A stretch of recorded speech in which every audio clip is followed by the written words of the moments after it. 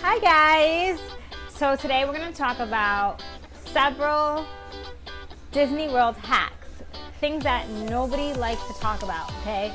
Everybody likes to depict this park like it's all glitz and glamour, like you're going to have the best time of your life.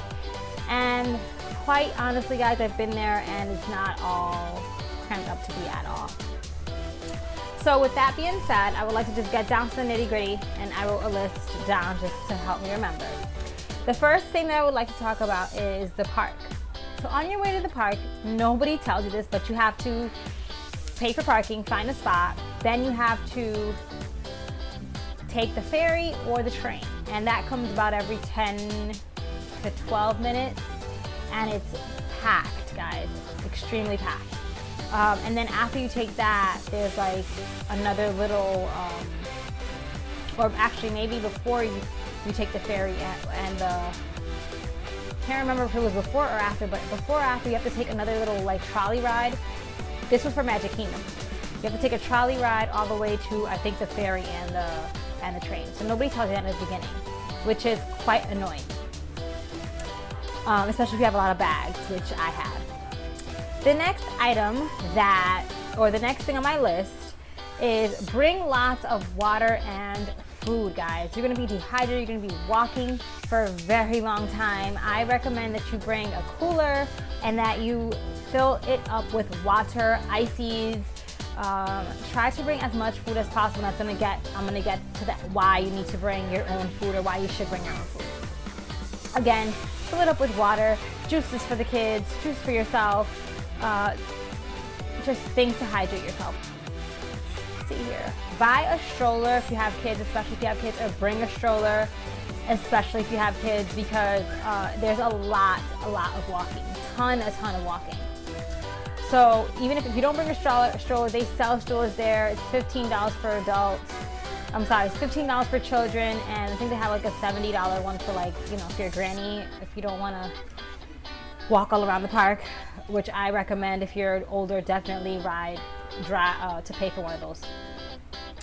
The next, make sure that you download the Fast Passes or the Disney World app, and I will put all the apps below in the description boxes, but make sure that you download the Fast Pass app. Something that people don't tell you is that with the Fast Pass app or with the Disney World app, you can only get on 3 rides with the Fast Pass. So that's it. Once you reach your max, you cannot reserve or put those rides in your app to skip the line. Again, nobody tells you this, which I thought that all you have to do was sign up for the app for the Fast Pass and you're set on every ride. You'll be able to get on and skip the line. No, once you use the Fast Pass 3 times, you can no longer use it again. Now, I don't know if this is the same thing if you stay at the resort, Disney Resort. I'm not sure that means Disney Resort. Do not buy the park hopper passes. I think it's pointless. You're gonna be exhausted. You're walking around the park. It's draining, physically draining.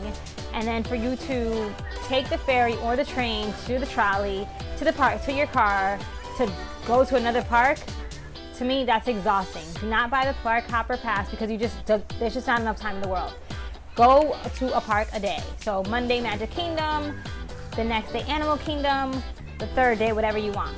But don't buy the park hopper passes. We didn't buy them. We were so happy that we didn't because we were exhausted by the time we left the park. I mean, it was so tiring.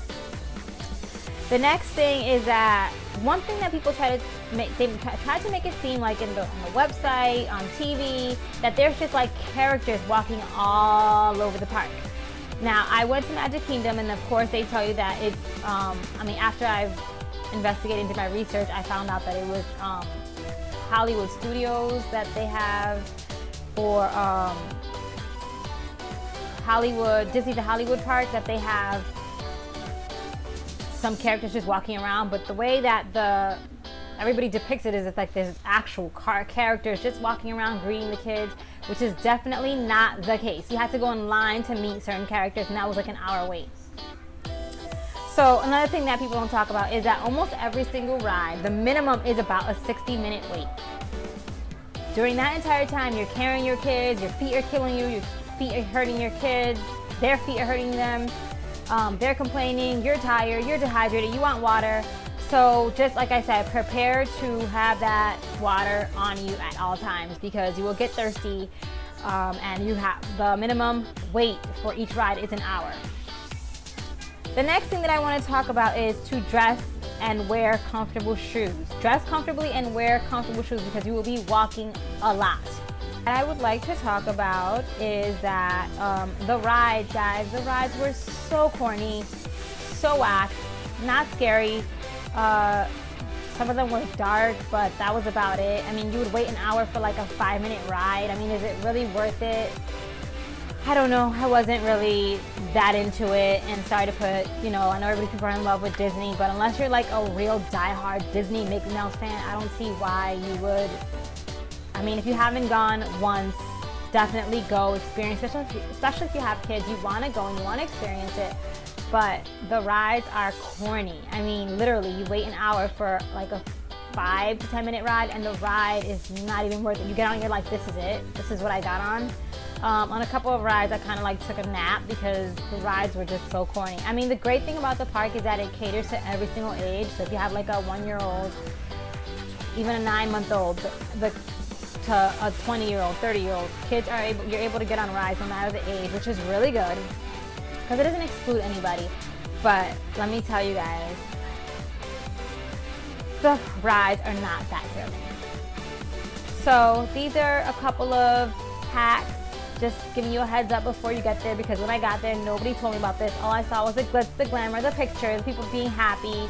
Oh, the best thing that I saw actually was the castle. The castle's really cute.